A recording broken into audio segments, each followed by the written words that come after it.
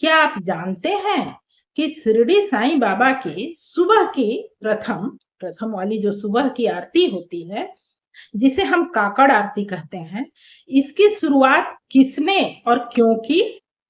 ओम साईं राम। दोस्तों, साईं कथाएं में आपका स्वागत है। आइए आज की कथा में हम यही जानने का प्रयास करते हैं कि काकड़ आरती की शुरुआत किसने की और इसके पीछे उनकी सोच क्या थी, इसे शुरू करने का कारण क्या था। हुआ ये कि शिरडी गांव में एक लक्ष्मण कुलकर्णी नाम के कट्टर पंडित थे।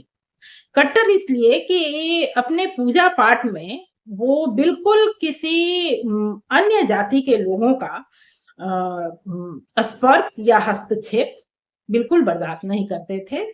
और शिरडी गांव के हर मंदिर में जाकर वो सुबह पूजा पाठ किया करते थे और वो वैद्य भी थे। ये लक्ष्मण कुलकर्णी जो थे, ये बाबा के जो एकनिष्ठ भक्त हैं सामा, उनके मामा थे। तो जब साईं बाबा जब शिरडी में शुरू में आए, प्रथम बार जब आए और लोगों के आग्रह पर उन्होंने उस पुराने खंडहर-नुमा मस्जिद में रहना स्वीकार किया, रहने लगे, वहाँ वो निवास करने लगे, जिसका नाम उन्होंने द्वारका माई रखा है। तो उन एक तो बाबा मस्जिद में रहना शुरू किए और बाबा के आचरण ऐसे थे कि बाबा हिंदू मुस्लिम सभी से, दोनों ही जाति के लोगों से, शिरडी में दोनों जाति के लोग थे और दोनों जाति के लोगों का वो समान आदर करते थे और दोनों का एक जैसा ही दोनों के साथ वो व्यवहार करते थे।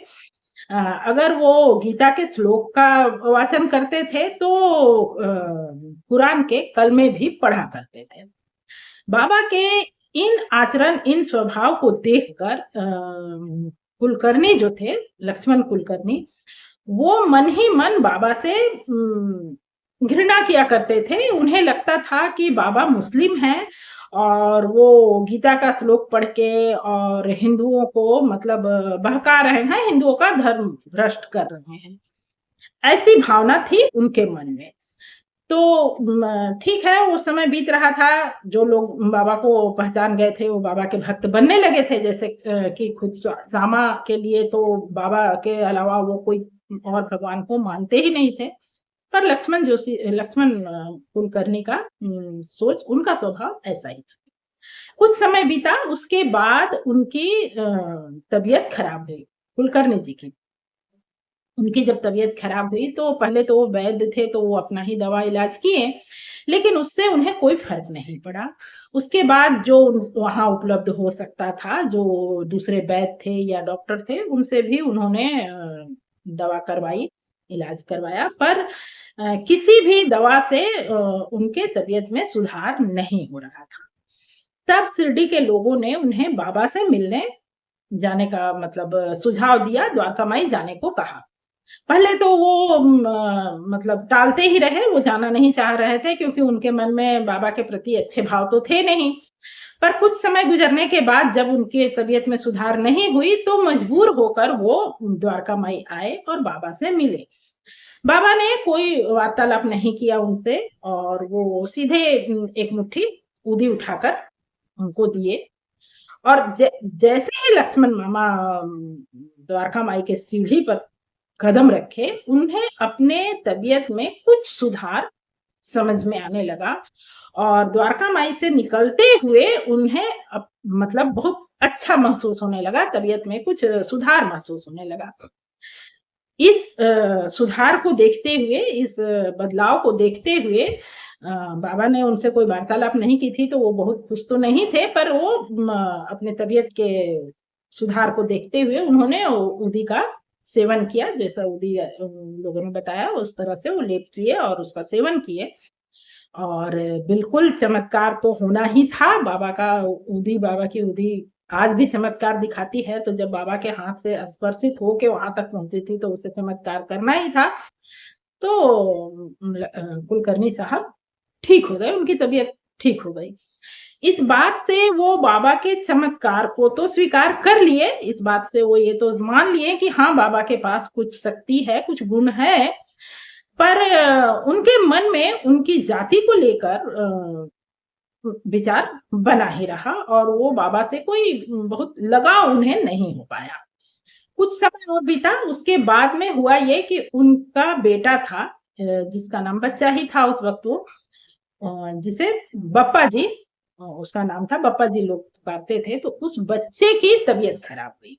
जब उसकी तबीयत खराब हुई तो फिर वही स्थिति हुई कि कुलकर्णी साहब ने अपनी दवा दी, अपने जो वैद्य थे तो अपने तरह से इलाज करने का कोशिश किया, पर उसका कोई असर उस पर नहीं हुआ और वो ठीक नहीं हो रहा था। इस बार कुलकर्णी साहब अधिक देर नहीं किए और वो अपना अनुभव के अनुसार बाबा से मिलने द्वारका माई गए।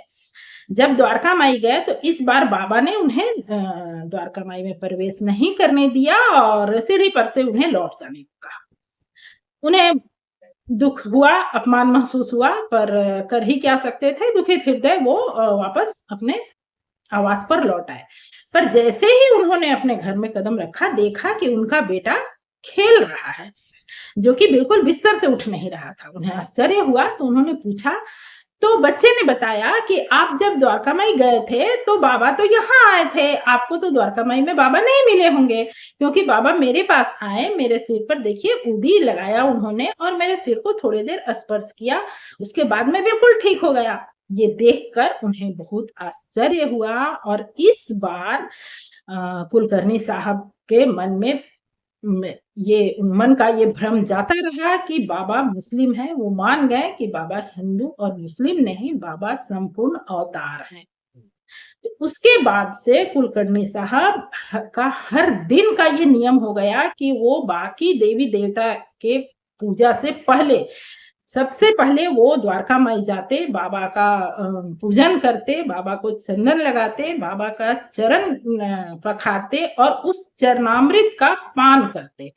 उसके बाद ही वो शिरडी के बाकी किसी भी मंदिर में जाते और देवी देवता का पूजा किया करते। ये उनका नित्य का नियम हो गया।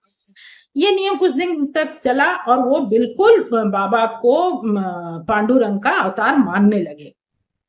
कुछ दिनों बाद उनके ही मन में सर्वप्रथम ये भाव आया कि पंढरपुर में जिस तरह पांडुरंग की सुबह में काकड़ आरती होती है, उसी तरह बाबा की आरती होनी चाहिए और लक्ष्मण मामा ने ही बाबा की सुबह की काकड़ आरती की शुरुआत की।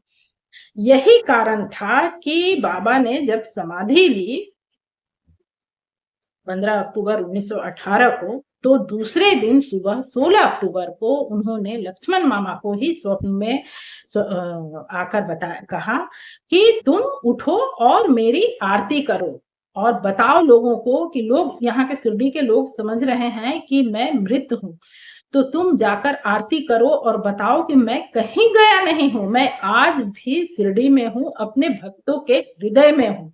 क्योंकि उन्होंने ही काकड़ आरती की शुरुआत की थी, इसलिए बाबा उनके ही स्वप्न में आकर ये बात बोले और तब लक्ष्मण मामा ने अपना आरती का थाल सजाया, सुबह उठकर स्नान वगैरह करके आरती का थाल सजाया और सर्वप्रथम वो जाकर के बाबा लोगों के विरोध का कोई भी ध्यान न देते हुए उन्होंने बाबा के चरण पखारे।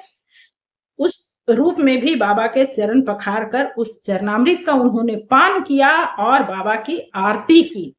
बाबा की काकड़ आरती की शुरुआत दोबारा भी लक्ष्मण मामा ने ही की। कल्पना कीजिए श्रोताओं कि यदि बाबा के शरीर त्यागने के बाद उस दिन काकड़ आरती की शुरुआत नहीं हुई होती, तो संभवतः आज जो रूप हमें देखने को मिलता है, ये होता या नहीं होता, ये कहना मुश्किल है। पर उस दिन बाबा की आरती हुई और जब बाबा की काकड़ आरती हुई तो फिर बाबा के दोपहर की आरती भी हुई और पूजा एक दिन के लिए भी बंद नहीं हुआ और तब आज बाबा हमारे समक्ष वैसे ही हैं जैसे कि वो 1918 से पहले थे। तो आज के लिए बस इतना ही। कैसा लगा आपको ये स्टोरी कमेंट करके अवश्य बताएं और यदि आप ऐसी ही अच्छी, सच्ची और जानकारीपूर्ण कहानी सुनना पसंद करते हैं, तो बिल्कुल इस चैनल को भी सब्सक्राइब करें। मिलती हूँ फिर से किसी ऐसी ही जानकारीपूर्ण कहानी के साथ। तब तक के लिए ओम साई राम, नमस्कार।